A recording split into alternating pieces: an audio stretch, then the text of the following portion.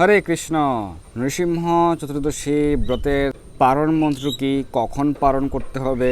তো আজকে আমরা কখন পারণ করতে হবে, পারণ মন্ত্র কি, সংকল্প মন্ত্র কি, সকল মন্ত্রগুলি প্রদান করছি এবং আরও অনেক প্রশ্ন আমরা পেয়েছি। সেই প্রশ্নগুলোর উত্তর আজকে আমরা সংক্ষিপ্তভাবে আলোচনা করছি। তো নরসিংহ চতুর্দশী ব্রত যারা পালন করবেন অবশ্যই সন্ধ্যা পর্যন্ত নির্জল উপবাস, সন্ধ্যা পর্যন্ত নির্জল উপবাস করে সন্ধ্যার পর আপনারা ফলমূলাদি গ্রহণ করতে পারেন এবং পরদিন সকালে সূর্য উদয়ের পর পালন করতে হবে।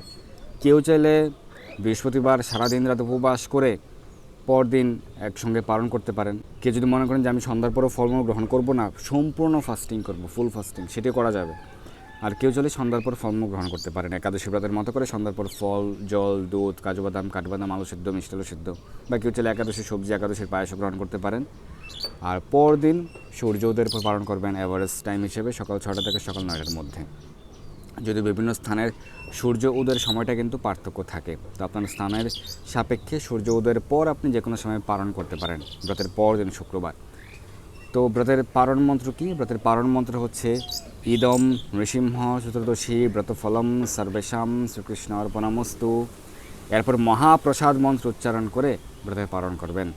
মহাপ্রসাদে গোবিন্দে নাম ব্রহ্মণি বৈষ্ণবে স্বল্প পুণ্যবতম রাজন বিশ্বাসনে জায়তে শরীর অবিদ্যা জাল জড় ইন্দ্রিয় তাহে কাল জীবে ফেলে বিষয় সাগরে তার মধ্যে জীবা অতি লোভময় সুদূরমতি তাকে যেতা কঠিন সংসারে কৃষ্ণ বর দয়াময় করিবারে জীবা জয় সপ্রসাদ অন্ন দিলা ভাই সেই প্রসাদ অমৃত পায় মুখে রাধা কৃষ্ণ গুণ গায় প্রেমে ডাকে শ্রীকৃষ্ণ চৈতন্য নিতায়। এরপর দু বাহু তুলে জয় শ্রীকৃষ্ণ চৈতন্য প্রভু নিত্যানন্দ শ্রী অদ্বৈত গদাধর শ্রীবাসাদি গৌর ভক্তবৃন্দ হরে কৃষ্ণ কৃষ্ণ কৃষ্ণ হরে হরে হরে রাম রাম রাম হরে হরে।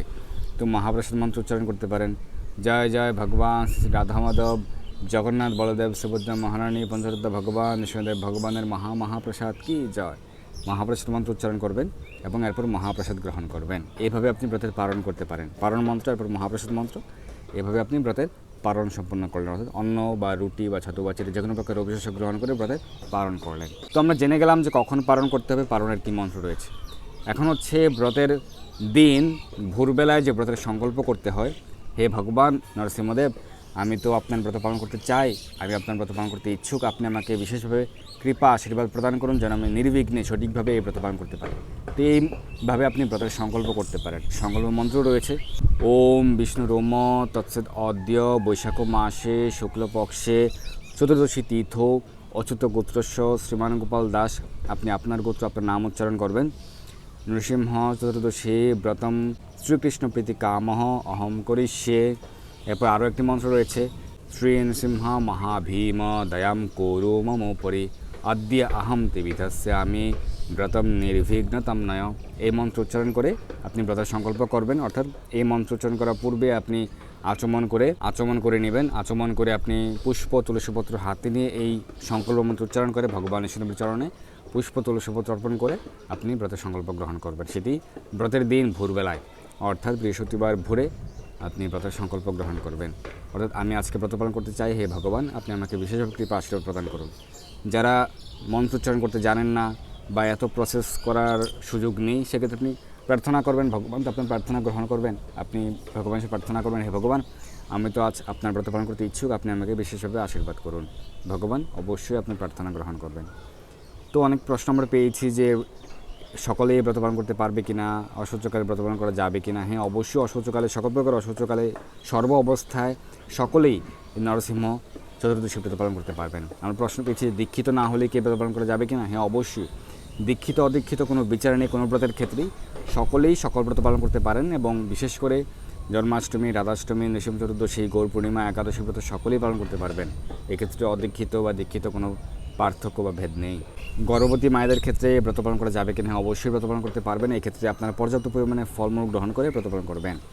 আমরা প্রশ্ন পেয়েছি যে যাদেরকে বাধ্যতামূলকভাবে ওষুধ গ্রহণ করতে হয় তারা ওষুধ গ্রহণ করতে পারবে কিনা। হ্যাঁ, ব্রতদিনেও ওষুধ গ্রহণ করা যাবে, ব্রতদিনে আচমন করা যাবে। আমরা প্রশ্ন পেয়েছি যারা অসুস্থ রয়েছেন, তারা সন্ধ্যা পর্যন্ত নির্জল উপবাস করতে পারছেন না, সেক্ষেত্রে আপনারা ফল গ্রহণ করতে পারেন, ফল জল গ্রহণ করতে পারেন সন্ধ্যার পূর্বে, সেটি দুপুরে হতে পারে। এরপর সন্ধ্যার পরেও ফল জল গ্রহণ করে, যে আপনারা অসুস্থ রয়েছেন ফল জল গ্রহণ করে উপবাস ব্রত পালন করুন, ওষুধ গ্রহণ করুন। ভগবান আপনার যে ইচ্ছা রয়েছে, সদিচ্ছা, সেদিকেই গুরুত্ব দেবেন। আমরা প্রশ্ন পেয়েছি যে অনেকে বলছেন যে আমি তো অভিষেক করতে পারবো না, সেই সুযোগ আমার নেই, আমাকে ট্রেনে থাকতে হবে। কেউ বলছে আমি প্রবাসে রয়েছি, হোস্টেলে রয়েছি, অভিষেক করার সুযোগ নেই, পুজো করার সুযোগ নেই, সেক্ষেত্রে শুধু উপবাস করা যাবে না? হ্যাঁ, আপনি শুধুমাত্রই এই উপবাস ব্রত পালন করতে পারেন। আপনি উপবাস করুন, হরিনাম জপ করুন, আপনি নৃসিংহদেবের লীলা মহিমা শ্রবণ কীর্তন পাঠ শাস্ত্র অধ্যয়ন করুন। অন্ততপক্ষে উপবাস ব্রত পালন করা, হরিনাম জপ করা, ভগবানের নাম কীর্তন করা, সেটি করুন। আপনি মায়াপুর টিভিতে ভগবান নৃসিংহদেবের যে অভিষেক, মহা অভিষেক, সেটি আপনি দর্শন করতে পারেন। আরেকটি প্রশ্ন আমরা পেয়েছি যে এই ব্রত পালন করে রাতে অন্ন খাওয়া যাবে কিনা। না, এই দিন তো রবিশেষ গ্রহণ করা যাবে না, তো এই পরদিন আপনারা অন্ন আদি গ্রহণ করতে পারেন। শুক্রবারে আপনারা অন্ন আদি গ্রহণ করতে পারেন, কিন্তু এই দিন আপনারা নির্জল উপবাস করতে না পারলেও অন্ততপক্ষে ফলমূলাদি গ্রহণ করে উপবাস ব্রত পালন করুন, জল গ্রহণ করতে পারবেন। এবং যেহেতু চন্দনযাত্রা মহোৎসব চলছে, আপনারা বিশেষ করে ভগবানকে চন্দন লেপন করতে পারেন, ভগবানের শ্রীচরণ কমল তুলসীপত্র পুষ্প অর্পণ করবেন, এবং পুষ্পমাল্য এবং তুলসীপত্রের মাল্য অর্পণ করতে পারেন। এবং ভগবান নৃসিংহদেবের প্রিয় ফুল ফল, প্রিয় দ্রব্য কী অনেকে জানতে চেয়েছেন। সেক্ষেত্রে ভগবান নৃসিংহদেবের প্রিয় ফল হচ্ছে আম্রফল, আম নৃসিংহদেবের খুব প্রিয়। এছাড়া শুষ্ক ফল যেগুলি রয়েছে, কাজু বাদাম, কাঠবাদাম, পেস্তা বাদাম, খেজুর, কিশমিশ প্রভৃতি যে ড্রাই ফ্রুটগুলি রয়েছে, এছাড়া তাল মিষ্টি, এছাড়া পানকম রয়েছে, ভগবান নৃসিংহদেবের খুব প্রিয়। আপনার পানকম প্রস্তুত করেও ভগবান নৃসিংহদেবকে অর্পণ করতে পারেন। ফুলের মধ্যে পদ্ম ফুল ভগবান নৃসিংহদেবের খুব প্রিয়, পদ্ম ফুল অর্পণ করতে পারেন, অথবা যে কোনো সুগন্ধি পুষ্প নৃসিংহদেবকে অর্পণ করতে পারেন। এই দিন কি তুলসীপত্র চয়ন করা যাবে কিনা? তো যেহেতু চতুর্দশী, কোনো শাস্ত্রে তুলসীপত্র চয়নে চতুর্দশী দিনে নিষেধ নেই। আপনারা যদি আগের দিন চয়ন করে রাখেন সেটা আরও ভালো, কিন্তু এই দিনে চয়ন করতে পারবেন সকালে। কিন্তু পূর্ণিমাতে তুলসীপত্র চয়ন করা যাবে না। পূর্ণিমা, অমাবস্যা, দ্বাদশী, সংক্রান্তি, গ্রহণকালে, রাত্রিকালে তুলসীপত্র চয়ন করা যায় না, নিষেধ রয়েছে শাস্ত্রে। তাই আপনারা যেদিন তুলসীপত্র চয়ন করবেন, যেদিন চয়ন করা যায়, সেই দিনগুলোতে আপনারা বেশি করে তুলসীপত্র চয়ন করে রেখে দেবেন। তো আপনারা সঠিকভাবে উপবাস ব্রত পালন করুন, এবং বিশেষ করে ভগবান নরসিংহদেবের যে কবচ মন্ত্র রয়েছে সেটি আপনারা পাঠ করতে পারেন। নরসিংহ কবচ, ব্রহ্মা রচিত নরসিংহ কবচ, প্রহ্লাদ বিরচিত নরসিংহ কবচ, এবং নরসিংহ স্তোত্রম রয়েছে, স্তব রয়েছে, অষ্টকম রয়েছে, শতনাম রয়েছে, নরসিংহদেবের 108 নাম, 1008 নাম রয়েছে। আপনারা সেগুলি পাঠ বা শ্রবণ করতে পারেন। সংকট নাসম লক্ষ্মী নরসিংহ স্তোত্রম রয়েছে, সেগুলো আপনারা পাঠ বা শ্রবণ করতে পারেন। ভগবান নৃসিংহদেবের যে বিশেষ লীলা মহিমা আপনারা পাঠ বা শ্রবণ করতে পারেন। শ্রীমদ্ ভাগবতের 7ম স্কন্ধে বর্ণিত রয়েছে ভগবান নরসিংহদেবের বিশেষ লীলা মহিমা, আবির্ভাব মহিমা, প্রহ্লাদ চরিত কথা 7ম স্কন্ধে বর্ণনা রয়েছে। আপনারা শ্রীমদ্ ভাগবত থেকে অধ্যয়ন করতে পারেন। এছাড়াও আপনারা শ্রীমদ্ ভগবত গীতা, লীলাবর্তম শ্রীকৃষ্ণ গ্রন্থ বা অন্যান্য যে কোনো গ্রন্থ আপনারা পাঠ করতে পারেন। তো আপনারা এই ব্রত সঠিকভাবে পালন করুন, বেশি বেশি হরিনাম জপ করুন, ব্রত স্নান করতে পারেন, মঙ্গলারতি করতে পারেন, ভগবানের সেবা পূজা আদি করতে পারেন, ভগবানের চরণকমল তুলসীপত্র পুষ্প অর্পণ, শাস্ত্র অধ্যয়ন প্রভৃতির মাধ্যমে, হরিনাম সংকীর্তনের মাধ্যমে আমরা ভগবানের বিশেষ কৃপা, বিশেষ আশীর্বাদ লাভ করতে পারি। এবং পরদিন সঠিক সময়ের মধ্যে পালন করবেন। পরদিন আপনি দুপুরে, রাতে অন্নপ্রসাদ প্রভৃতি গ্রহণ করতে পারবেন, অন্ন বা রুটি গ্রহণ করতে পারবেন। অবশ্যই নিরামিষ আহার করবেন ব্রতের আগের দিন, ব্রতের পর দিন। তো পরিবারের সকলকে উৎসাহিত করুন যেন সকলেই এই বিশেষ ব্রত, নরসিংহ চতুর্দশী ব্রত সঠিকভাবে পালন করে ভগবানের বিশেষ কৃপা আশীর্বাদ লাভ করে মানব জীবনকে ধন্য করতে পারে। সকলকে অসংখ্য ধন্যবাদ।